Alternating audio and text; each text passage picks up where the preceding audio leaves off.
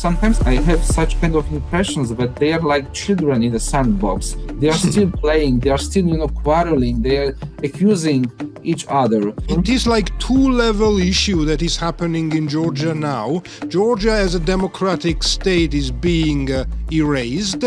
But at the same time, Georgia, the European Union and Europe as a whole is losing Georgia to Russia if Georgian democracy is not saved. Very often the European leaders thinking about to whom we should or we can call and talk about the current situation. Georgian mafia members attacking and robbing the currency exchange offices, jewelry shops, even private homes. Hello and welcome to Talk Georgia, which is my English podcast covering Georgian and regional politics. And to do so, today we are joined by Mr. Wojciech Wojtasiewicz, who is an expert on South Caucasus and Georgia at the Polish Institute of International Affairs. The Wojciech was a journalist before. He worked for New Eastern Europe magazine, also Newsweek Polska. He also worked for the Polish government.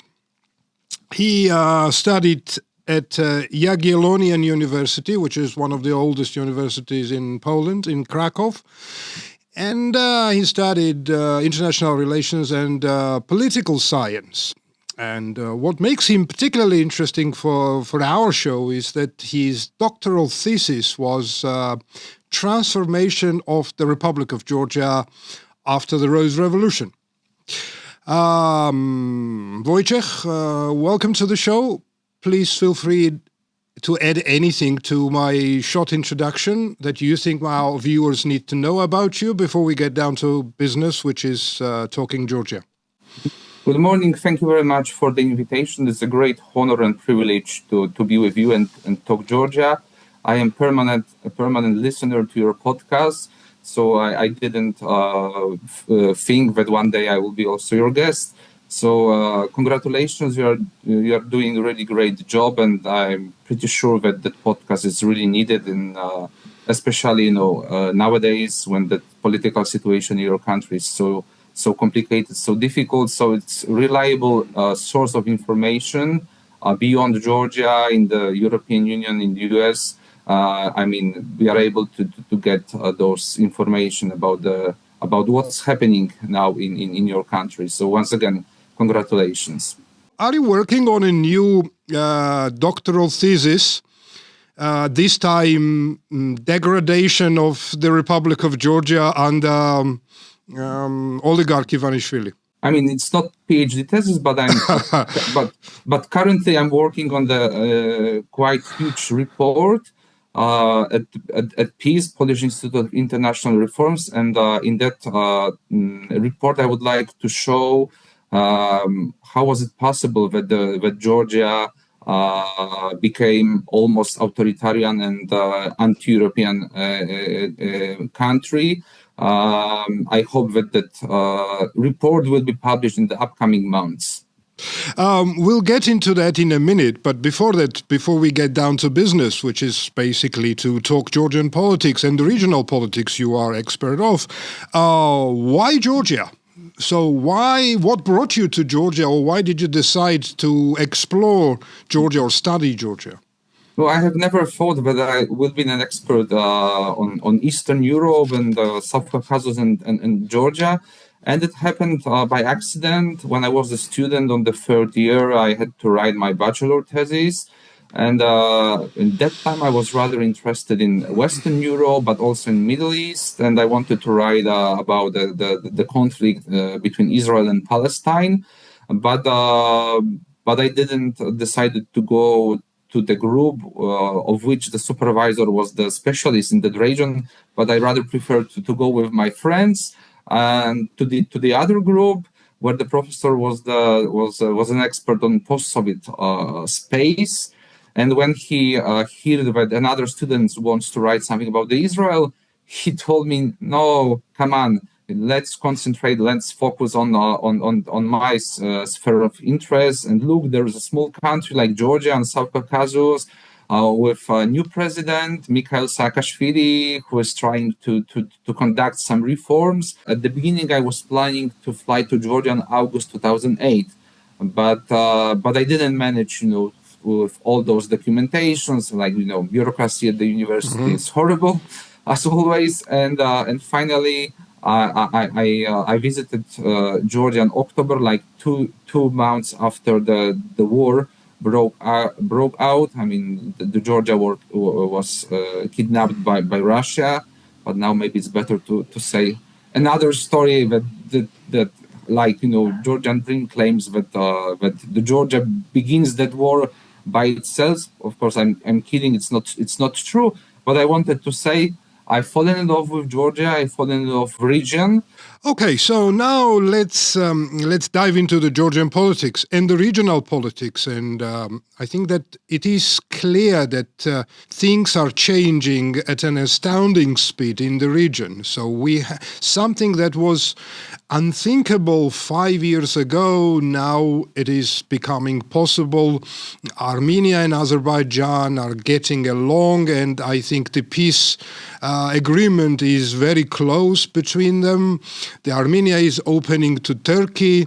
Again, Armenia turned her back to Russia and now is getting closer to the European Union with visa-free travel within few years, I assume, with Armenians.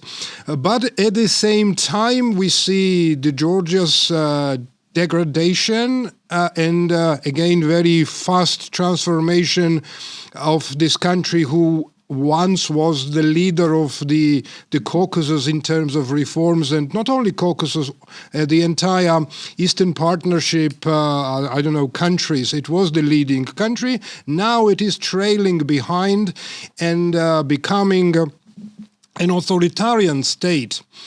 My first question to you is that how would you assess today's Georgia as a state and from the European perspective, because you have the knowledge and expertise on Georgia and also this luxury to be a little bit distant, to see some of those stuff that we don't see here because we are inside too close to the picture.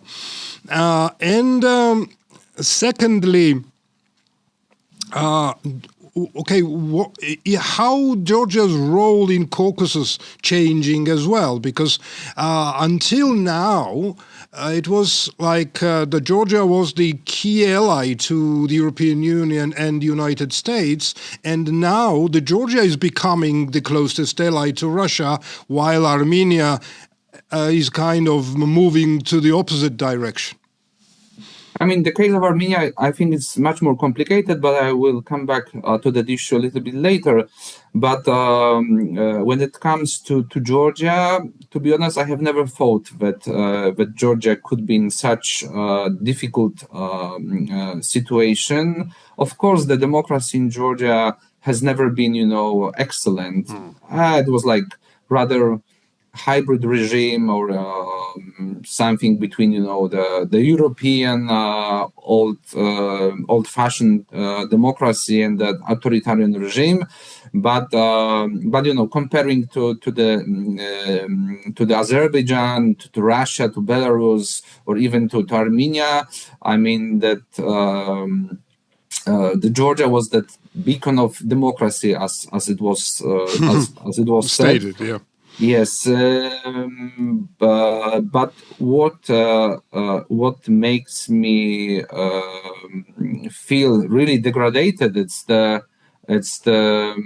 speed of that transformation from the democracy into authoritarian regime. I mean, in case of Russia, and in case of even Belarus, it took many years, to destroy political opposition, to destroy civil society.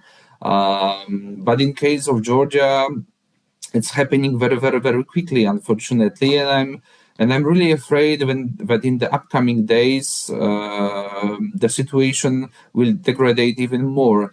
I'm really afraid that those main pro-Western opposition parties will be finally banned by the Constitutional Court, because I mean the courts are under strict control of the de facto Georgian government. So the verdict decision of the Constitutional Court is absolutely clear for me, and those parties will be dissolved. And I'm also really afraid of the future of the NGOs. I'm pretty sure that those main NGOs will be forced to stop their activities. I'm talking about the Open Society Georgia Foundation, about the Transparency International Georgia. Unfortunately, some of them, like Georgian Institute of Politics or the Rondelli Foundation, have already, stopped their activities. And also the media, which still are the one of those elements of the deterrence of the resistance movement in Georgia, are in extremely difficult financial situation. And Tavari Archie doesn't exist anymore, but also, as far as I know, my sources in Peer Valley or former TV stations told me that they don't know how to finance their activities. And in such circumstances, I think that on next spring, GD will decide to announce the snap elections to get a constitutional majority in the future parliament. Of course, GD will let some pro-Russian political parties to enter to the parliament. I'm talking about the Conservative for Georgians, for example, the Alliance of Patriots of Georgians, just to create so-called licensed opposition, just to show that the pluralism in Georgia still exists. But unfortunately, what I would like to underline, the blame of the current situations lays not only on the Georgian Dream sides, but also on the side of the opposition. Unfortunately, in my opinion, opposition has lost the last almost 13 years. They weren't able to transform in the new political force, to present a new political agenda to Georgians. They abandoned regions. I mean, I had and I still have the impressions that they were rather concentrated on the biggest cities like Tbilisi, Kutaisi, Batumi, or the international contacts. Of course, they are extremely important. But the contact with the electorate and the small villages in the small towns, it's extremely significant, and this is what very often the liberal forces forget. Not only in Georgia, but also in the European countries, where the liberal forces are rather concentrated, on big cities, on that part of electorate which is well educated, which is quite wealthy, but in my opinion, elections are won not in Tbilisi, not in Kutaisi, but in Salka also, or in I don't know, Sagarejo, and this is the biggest mistake of the opposition, and also lack of plan, absolutely lack of plan. I remember my conversation with President Zorabishvili on March this year, and I asked her about her plan, and she replied, "Please do not ask me about the plan. I do not have plan. I mean, nobody has a plan to defeat the pro-Russian regime and Russia." And I was really shocked when I heard it.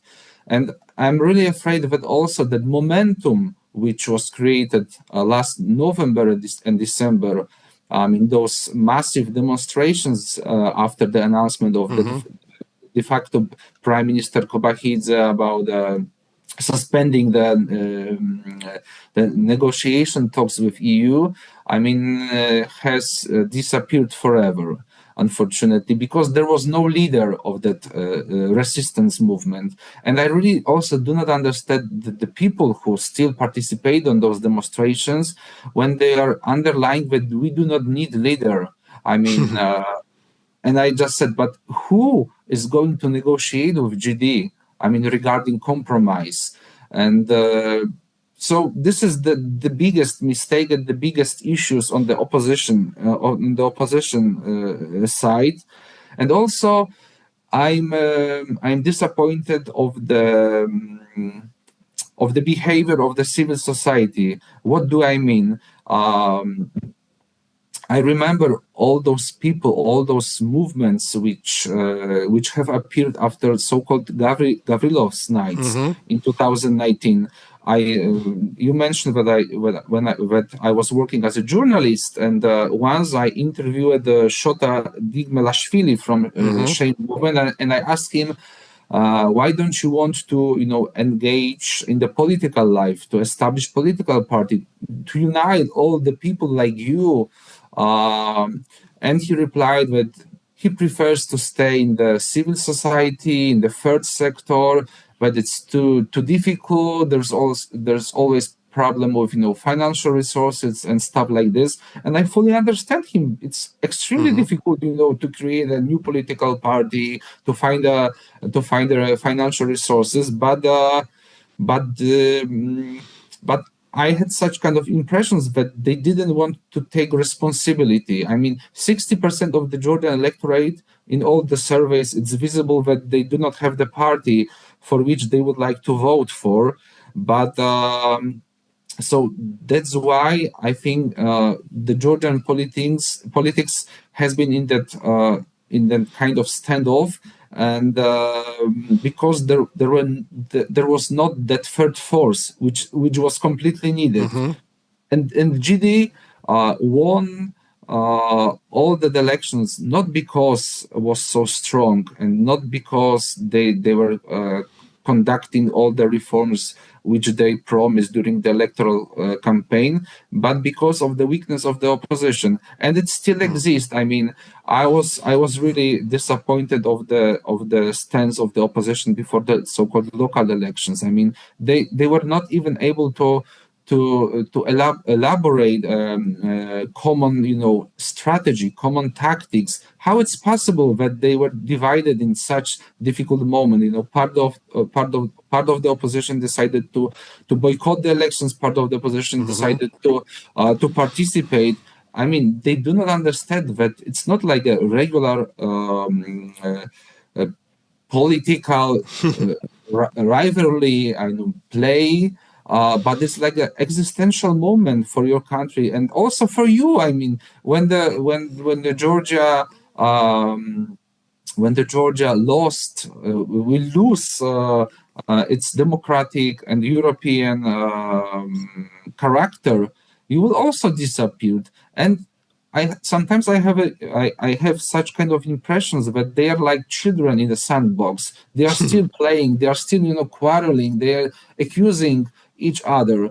So, but of course, I mean, I criticized a little bit the opposition, but of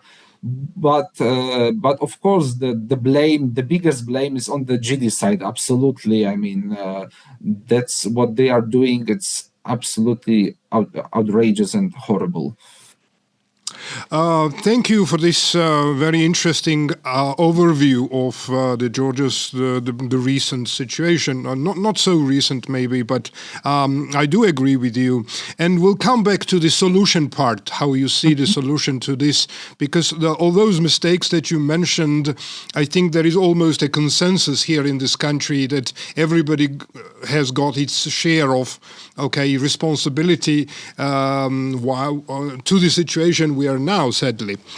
But let's move on to the Polish-Georgia relations, which, again, and Poland has always been Georgia's the strongest ally, well, since, I would say, its independence, and particularly from 2003. I remember, again, when in 2008 the Russia attacked Georgia, there were only 4 presidents in Georgia standing on Rustaveli Avenue, and one of them was the late President Kaczynski, rest his soul in peace. It also, I mean, I understand that it was the personal friendship between Misha Saakashvili and Lech Kaczynski and some of the other government officials, obviously. But at people-to-people level, I've always felt that there is something intrinsically close between Georgians and Poles. And I've been to Poland many times. I did politics, I did business, etc. And when people found out that I was a Georgian, it would have brought the positive, I would say, attitude right away. This people-to-people level contacts is not disappearing, and I feel the same warmth from the Polish people. But the people, I mean, the government-to-government relations kind of degraded to a scale, to an unimaginable scale, I would say. Again, my question to you is that where is Georgian-Polish relations at this stage? I mean, the government-to-government or de facto government that Georgia has, because the Ivanishvili's regime sees Poland as one of the key adversaries now, sadly, together with the United Kingdom, for example, and some of the other European nations, or Baltics, for example. So let me start with that, that history you mentioned. I mean, the visit of Lech Kaczynski in 2008, of course, it's remembered to this day. And I was really proud of our president that he decided to gather the other leaders of the Central Eastern Europe and to fly to Tbilisi and to show support. And he predicted that imperialistic politics of Russia could develop. And unfortunately, he was right, because after Georgia and Ukraine was attacked by Russia, but the high political level was not the only one. Of course, after that, also the next Polish president, Bronisław Komorowski, visited Georgia, Prime Minister Donald Tusk. Let me also mention that when I was working in the public administration in Krakow, in Voivode office and the Marshal office, I was responsible of preparing the official visit in 2014 of then President Giorgi Rukhadze, and several years later of the Prime Minister of Adžarija, Tornike Rizvadze. So yeah, that's true that those political contacts were quite intensified, but also, as you mentioned, the people-to-people contact. I mean, more and more Georgians decided to come to Poland to work in our country. Many taxi drivers were from Georgia, but not only. In the last decade, a lot of Georgian restaurants, bakeries appeared in all the cities of Poland. They are extremely popular. Also in Krakow, we used to have that association Bridge to Georgia, and we organize, Georgian days in Krakow, because Krakow and Tbilisi were the partners cities. So that's true. That's true that, a lot of positive emotions, and also, the cheap flights were established between Poland and Georgia. So that's why a lot of Polish tourists have appeared in Georgia, and that country became familiar to many Poles. Unfortunately, that political rapprochement between Warsaw and Tbilisi did not transform into increase of trade. Maybe with the exceptions of Georgian wine, which is extremely popular, and now it's possible to buy it in every regular supermarket. But I wanted to say that the Poland, together with Sweden in 2008, proposed the Eastern Partnership programs, thanks to which Georgia signed an association agreement, a free trade agreement, also the visa-free travel agreement.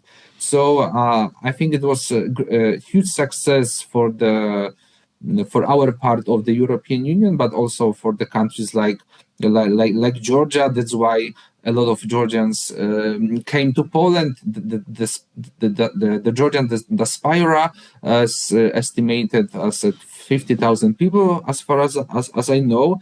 But currently, of course, those political contacts were deteriorated. Let me remind us that the Polish government, Prime Minister Donald Tusk, published the common statement with President Macron and Chancellor Scholz, and after Merz, criticizing the Georgian authorities, criticizing that democratic backsliding, and appealing to coming back to the democratic and European path. Also, spring this year, Poland introduced entry ban for 7 officials from the Ministry of Internal Affairs of Georgia, who were responsible for pacifying the pro-European and anti-government demonstration last year. And of course, it created some tensions. Poland was accused by the GD government of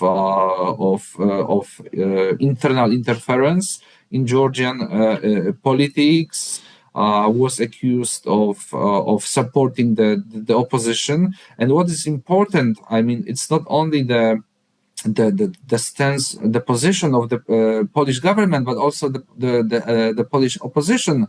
I'm talking about the Law and Justice Party of Kaczynski's brothers. They also criticized the current political situation in Georgia, and they were for many years appealing to liberate President Saakashvili from the prison. And they are also really active within the European Parliament. They raise the Georgian issues on the European agenda. But of course, in my opinion, it's not enough, and I would like really that the Polish democracy become more active regarding Georgia. But I see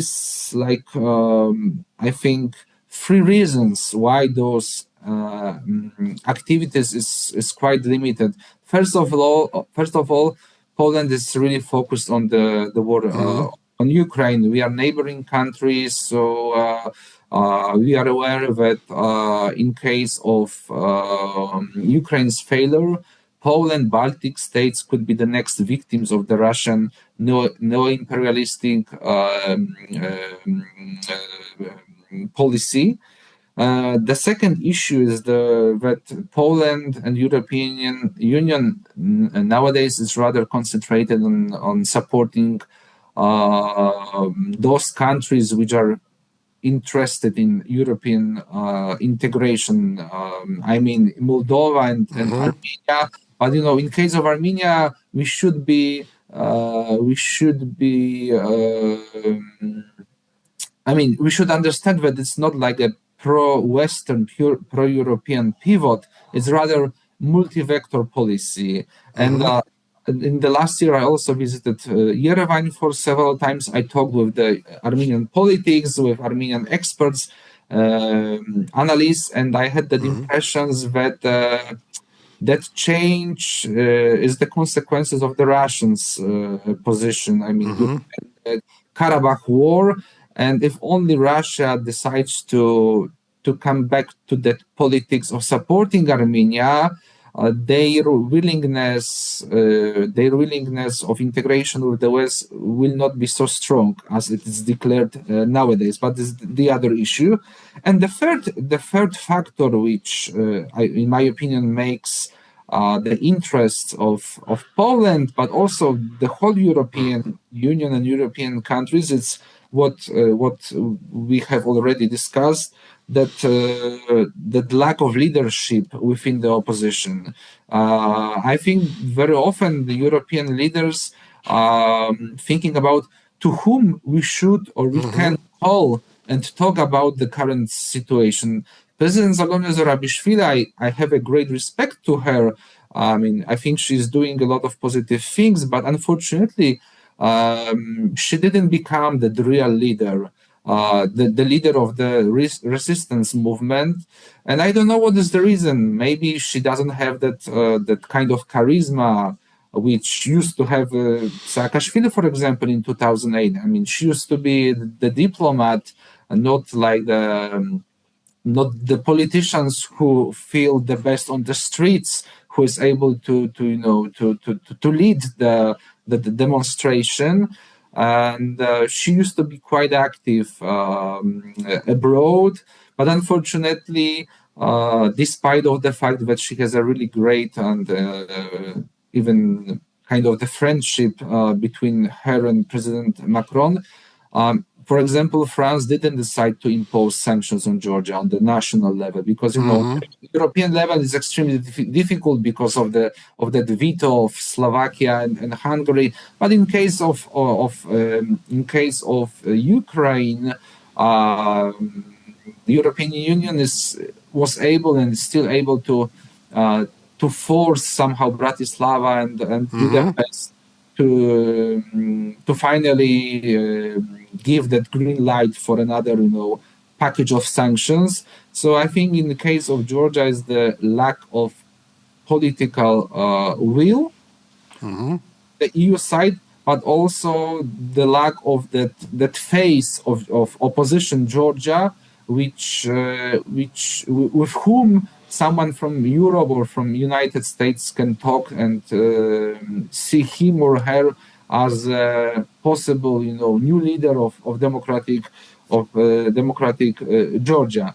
But what is more important and what can be done like nowadays is finding a new mechanism to support third sector in Georgia. Of course, I mean sending money, I'm giving money to NGOs, to media, as it used to be done in the previous years. It's not possible because of that Foreign Agents Law and Foreign Agents Registration Act. But EU and also Poland should elaborate a new mechanism to support those organizations. Maybe because I'm really afraid that in the upcoming months there is a huge risk of the political emigration from Georgia. I mean, some journalists, some activists, some academics, people of culture could decide to emigrate to the European countries. So maybe in such circumstances, it will be good to help them to register their NGOs, the media outlets in Poland, in the other European countries, and to continue their activities from abroad. So in that way, I see the current, Polish, Georgian, and Georgian European relations.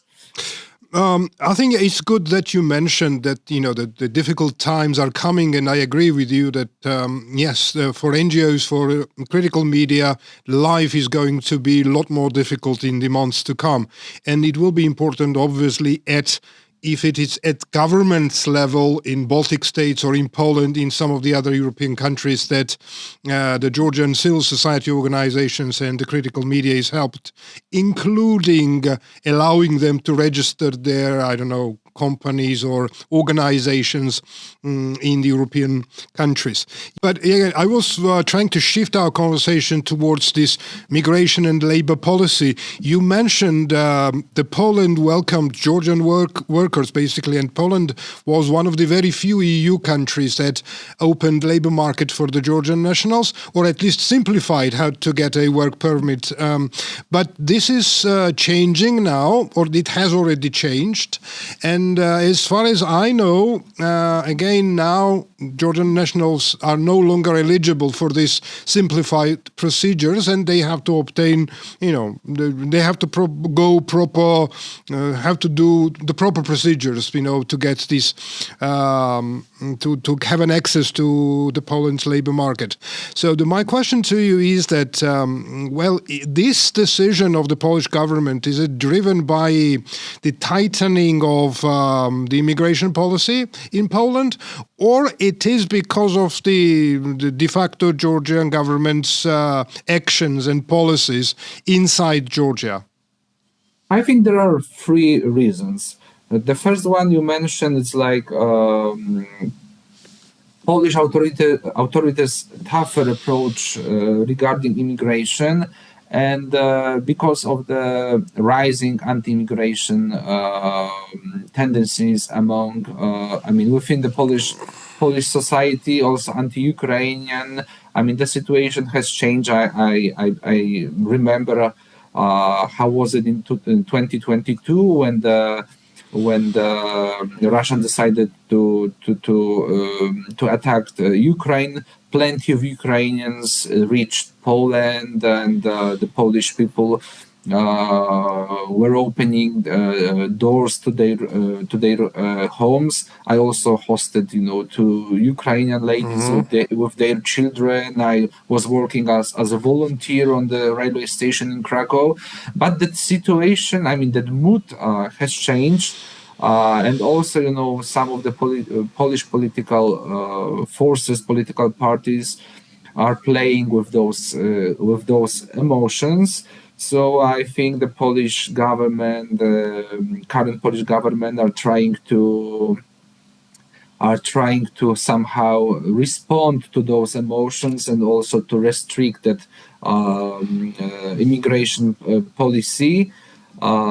But I think in the longer perspective, it's not possible because we need the people from abroad to boost our economy. But this is the other issue. And the second issue is, of course, that political situation in Tbilisi, establishing authoritarian regime. But this is also the third factor. The Georgian mafia, so-called, thieves in law, wory w zakonie. Unfortunately, they became quite active in the last years, and there was plenty of cases of Georgian mafia members attacking and robbing the currency exchange offices, jewelry shops, even private homes in Warsaw, in the other Polish cities. And it was something which was visible on the Polish streets, but in the 90s, at the beginning of the Polish economic transformation, when the Polish mafia gangs were quite active. They gained a strong position. So I think this is also the reaction. This is also the reaction to that issue. That's why we need. The government decided that we need those stricter policy regarding Georgians, and I can confirm that the procedures in Poland are taking a lot of time. Unfortunately, the Polish administration is still inefficient regarding proceeding all those applications regarding residence permit, work permit. So unfortunately, that access to the labor market for Georgians in Poland will be quite limited, and sometimes that procedures takes more than a year. So I think it's difficult, to come to Poland and to survive more than 1 year, because you need to collect previously quite massive amount of money. to survive, because currently it was like that you are coming to Poland, you were and your employer just notified the special institutions that you start working, and you were able to to continue your work, and you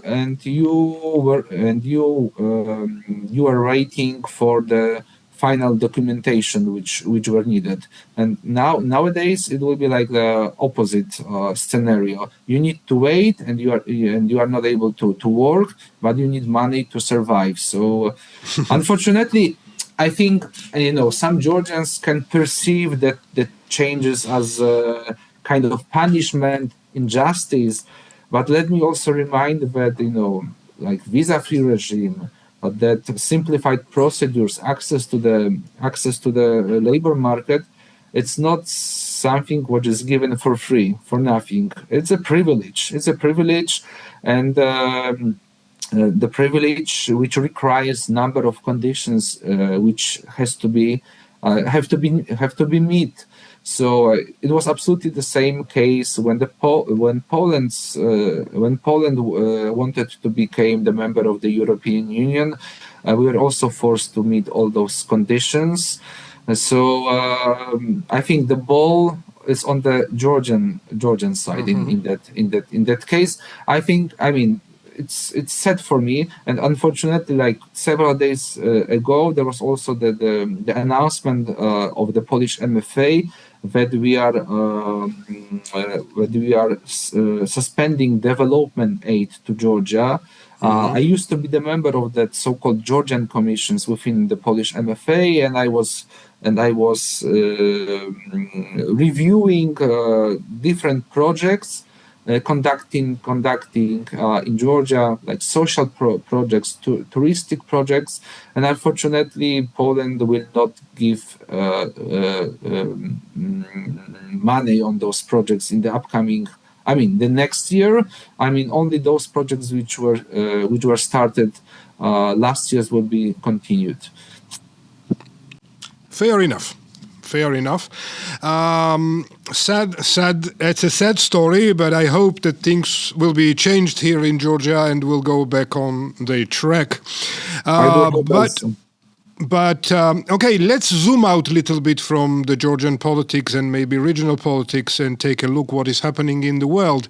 And now all eyes are directed at the peace talks between the President Zelensky and the American delegation and European leaders. How realistic do you think that the peace prospect between Ukraine and Russia, and whatever comes, maybe ceasefire or maybe prolonged war, it's very difficult to say at this stage. In your opinion, how would that affect European security architecture, which is being reshaped at the moment as we speak? And how can also this influence the region? I mean, the Caucasus, Georgia. I know that's $1 million question, but yeah. Without basically taking a look at the global things that are happening, just concentrating on local politics, doesn't really help. Yes, sure. You're absolutely right.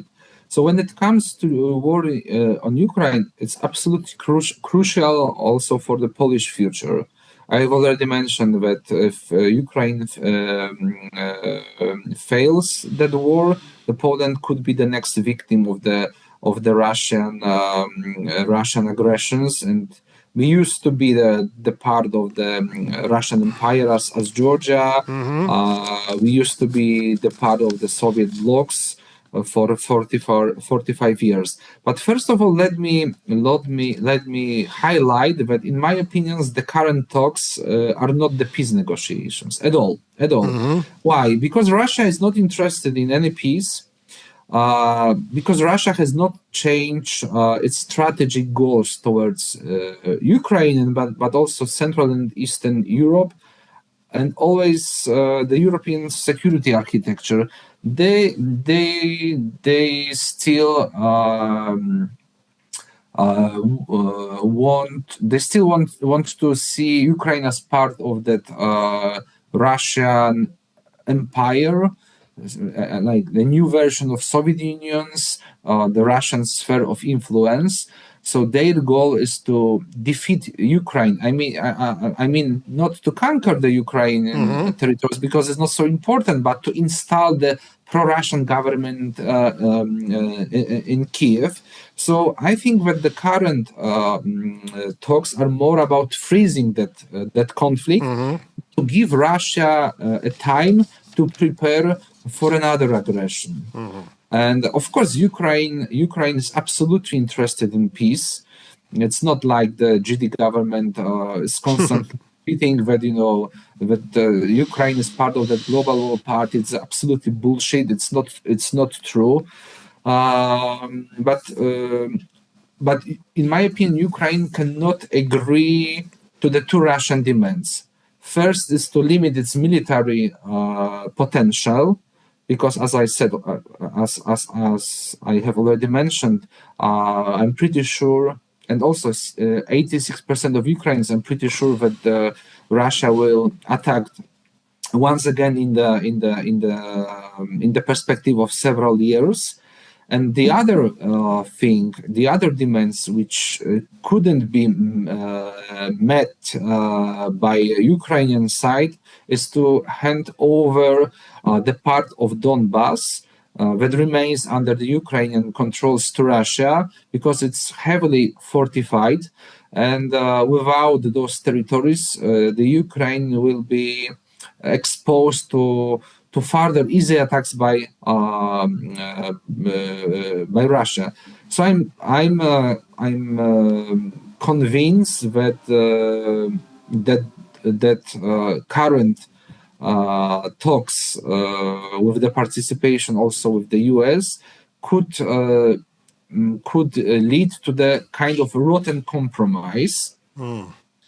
And in case of continuation of the war in the Qatar form, I think it will bring another destruction for Ukraine, and also the bleeding of the Ukrainian nation. Unfortunately, the US is not interested in lasting and justice peace. Trump wants to get rid of that problem, Ukrainian war. He's really irritated of that issue. He was convinced that he would bring that peace quite easily. He was thinking about the Peace Nobel Prize, of course, but that issue is not so easy. So in such circumstances, even the bigger role is on European side, and European countries, European members of NATO have to invest even more money in their military potential. Let me remind that Poland dedicates almost 5% of its GDP to the army. So we somehow, meet the demands put it by President Trump.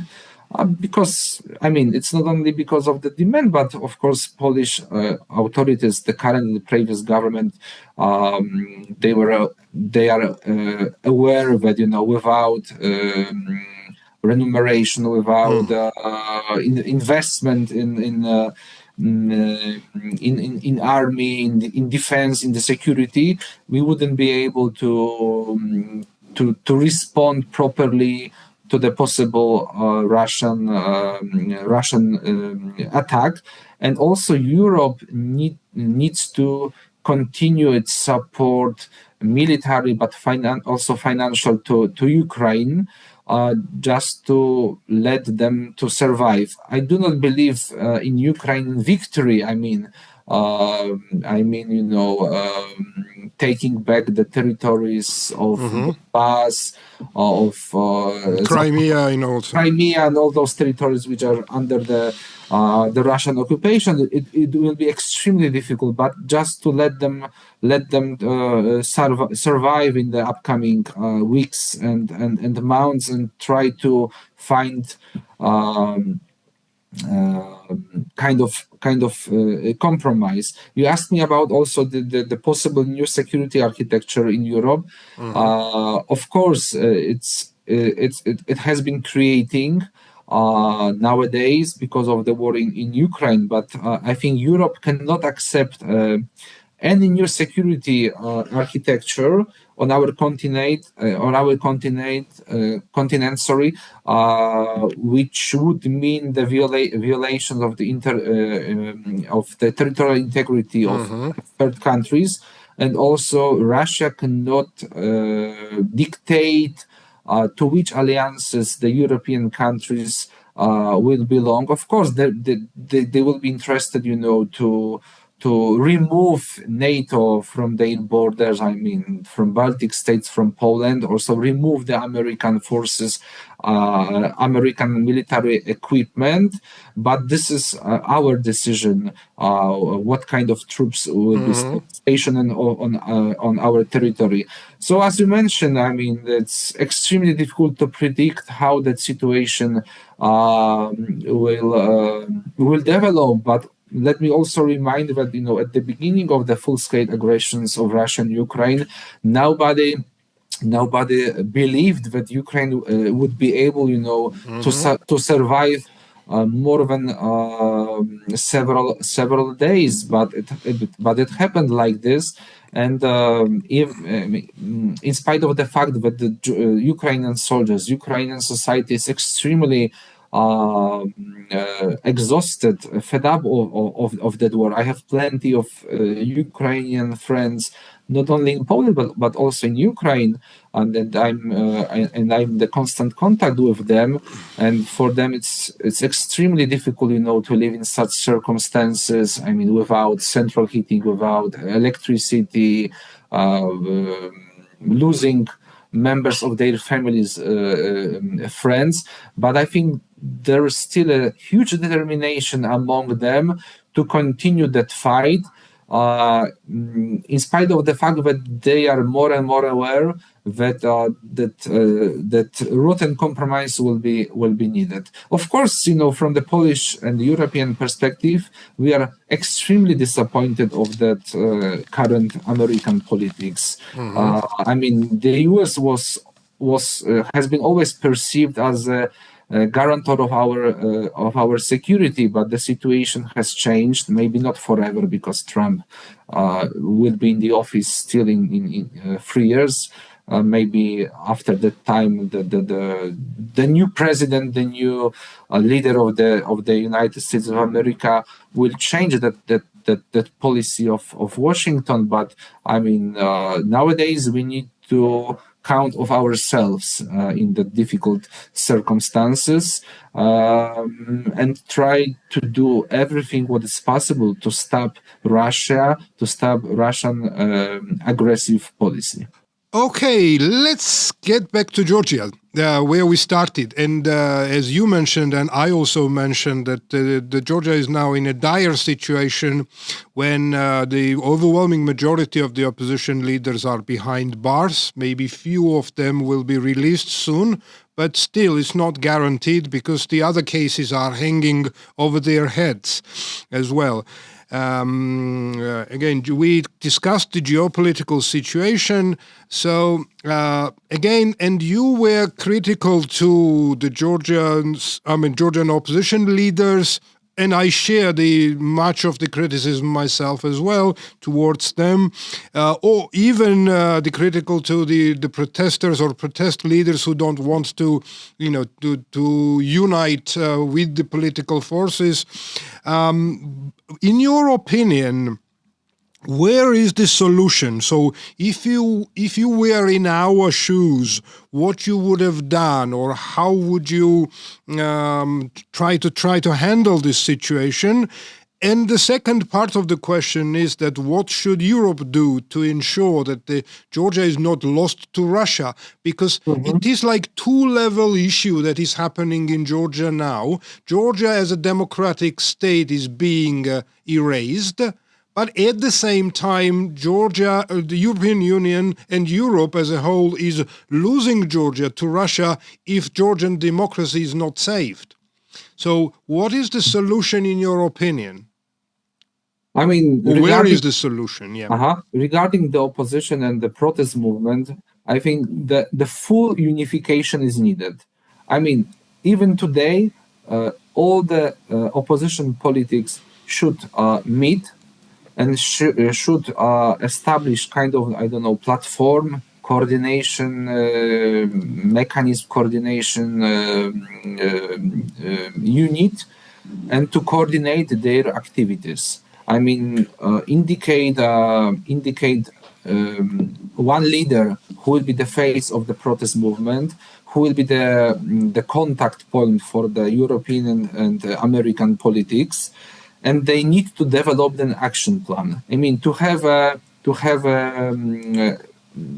elaborate the plan on the daily basis. I mean, to know what's our aim today, tomorrow, after tomorrow, next week, next month.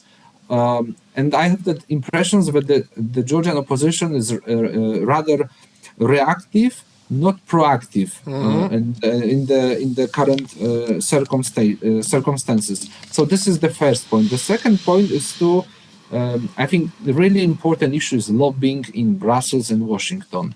I mean, the Georgian leaders, Georgian politicians need to inform on the daily basis what's happening in Georgia, what new laws are passing by GD parliament, because European leaders, American leaders, they have like plenty of issues on every day to deal with.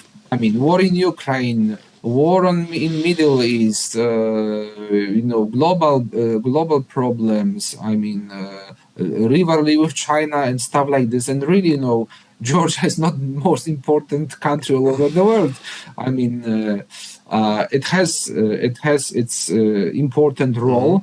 But really, Georgian politicians, especially Salome Zorabishvili, who, as I mentioned, used to be a diplomat, he has plenty of personal contacts with European leaders. They need to do even more to inform what's going on in Georgia, and it's really important to convince European Union to impose sanctions and also to pass the Megabari Act in US. And also what I already mentioned is to try to reach even the Georgian Dream electorate. The Georgian opposition politicians should go to the regions to inform Georgians, but it's not but the situation, the stake of that political fight, it's existential for Georgia. It's not another fight between political parties, who will prevail, who will be in power, but it's something existential for the future for Georgia, whether Georgia stays as a democratic European countries or became the autocratic and Asian autocratic country. So it's extremely important, and also to elaborate a new, fresh political program, political agenda, because criticizing Georgian Dream is not enough. I mean, the opposition should show to Georgians what do they do when they will come to power. I think all those tasks which should be done like many years before, but we are where we are, and we need to do. I mean, they should do those issues like now. So the second point, in my opinion, is the non-recognition of the GD government by the European Union. It must be clearly said that last year parliamentary elections were partially rigged, and the only legitimate representative of the Georgian state is the President Salome Zuraishvili, and she needs to be, invited to the European countries, to Brussels, and to give her a space, a floor, to inform Western partners of Georgia what is going on, on the ground in Georgia. The last several months, we has been able to observe that internal discussions about suspending visa-free travel for Georgia. So, in my opinion, it would be that the huge mistake if European Union decides to suspend that mechanism for all Georgians. It can be done, but only for the GD elite, for Ivanishvili himself, and the members of the parliament, members of the government. Generally, the people who are, connected with ruling elite in Georgia. There's also some discussions about revoking Georgia's candidate status, but in my opinion, it would be like the empty gesture. I think it should be maintained that candidate status, with the hope that in the longer perspective, with the other Georgian government, Georgia will be able to come back to the negotiation process regarding the future membership. But of course, that window of the opportunity which appeared after the full-scale aggressions of Russia and Ukraine will not last forever. So the steps are needed as quickly as possible. I've already mentioned about the possible emigration process of Georgians. I think the European Union, also the countries like Poland, should already prepare some politics of support for those people, like politicians, activists, member of academia, people of culture, to host them if it's needed, and to help them also financially to continue their activities.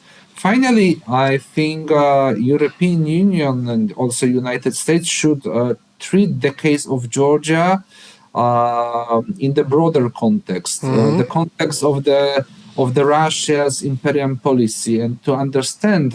Brussels, Washington, Warsaw, Berlin, Paris should understand that the fighting for the future of Georgia is one of the element of re-establishing of the Russian sense of sphere of influence. And and everything, in my opinion, finally, in spite of the current conditions of Georgian opposition, the resistant movement on the ground in Tbilisi, and let me also express my huge impressions that those protests are continued. I'm really impressed. I did not believe that the Georgians would be able, to take to the streets every evening more than 1 year. I remember I was in Tbilisi in 2019 during the Gavrilos night, and unfortunately those protests ended quite quickly. But in that case, I'm really impressive, in spite of the fact that the people can be arrested, that can be punished financially, they are still on the streets in Tbilisi, on the other Georgian cities. But what I wanted to emphasize, if Ukraine loses the war with Russia, the future of Armenia, Georgia, Moldova will be decided already, and unfortunately, those countries will come back to the Russian Empire. So it's really important to treat the case of Georgia in the broader context. Is there anything that you would like to add to the podcast before we say goodbye to our viewers? Yes, I would like to wish Georgia and Georgians all the best. Stay strong, stay courageous, be determined for fighting for the future of your country. And I'm really I'm sure that nothing lasts forever, and that the situation could be changed somehow, maybe not in the shorter but longer perspective. And I also promise to do everything to raise the Georgian issues on the agenda. I continue writing my analysis. I continue in informing, the Polish authorities, also, European communities of experts about what is going on in Georgia, and I really hope that they will bring the positive results. So, Gau Marjos Sakartvelo. Thank you very much, Mr. Wojtasiewicz, for this insightful conversation, and thank you very much for watching us, listening to us, and I'll see you next week.